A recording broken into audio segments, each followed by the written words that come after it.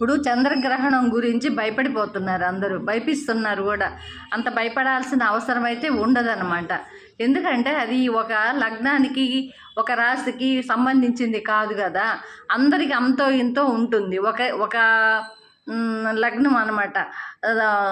ఇప్పుడు ఏ లగ్నంలో సింహ లగ్నంలో జరుగుతుంది ఇప్పుడు. కానీ అది మేషరాశి వాళ్ళకి ఎన్నో స్థానం అవుతుంది, వృషభ రాశి వాళ్ళకి ఎన్నో అట్లాగా అందరికీ వస్తుంది అది. అంతేగాని ఏ ఒక్కళ్ళ మీద కూడా ఆ ప్రభావం అనేది పడదు, అందరికి అంతో ఇంతో ఉంటుంది. అయితే ఇప్పుడు జాగ్రత్తగా ఉండాల్సిన వాళ్ళు ఎవరంటే రాహుదశ రాహుభుక్తి,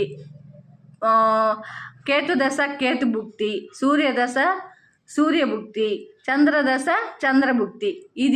ఈ దశలు జరిగే వాళ్ళు మాత్రం కొంచెం జాగ్రత్తగా ఉండాలి, జాగ్రత్తలు తీసుకుంటే సరిపోద్ది.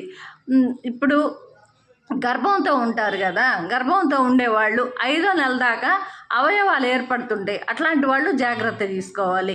వాళ్ళు ఇంట్లో నుంచి బయటికి రాకుండా ఆ కిరణాలు అనేటివి పడకుండా జాగ్రత్తగా ఉంటే సరిపోతుంది.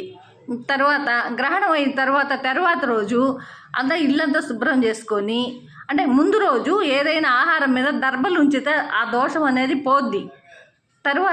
తర్వాత రోజు ఇల్లు వాకిళ్ళు అన్నీ శుభ్రం చేసుకొని ఏదైనా దగ్గరలో ఉన్న గుడికి వెళ్ళేసి గోత్రనామాలతో పూజ చేయించుకుంటే అంత దోషం పోద్ది.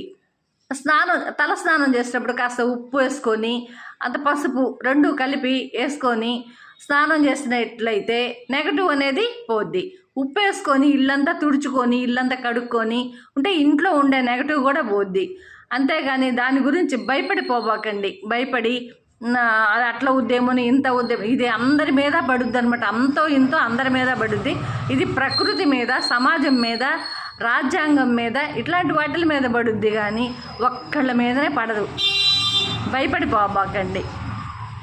ఇదండి, ధైర్యంగా ఉండండి, ధైర్యంగా ఉండి అని. ఇది ప్రకృతి మీద కూడా ప్రభావం ఉంటుంది, అంతో ఇంతో ఉంటుంది అందరి మీద, కానీ ఒక్కళ్ళ మీదనే ఉంటుంది అనేది మన భ్రమ అంతే.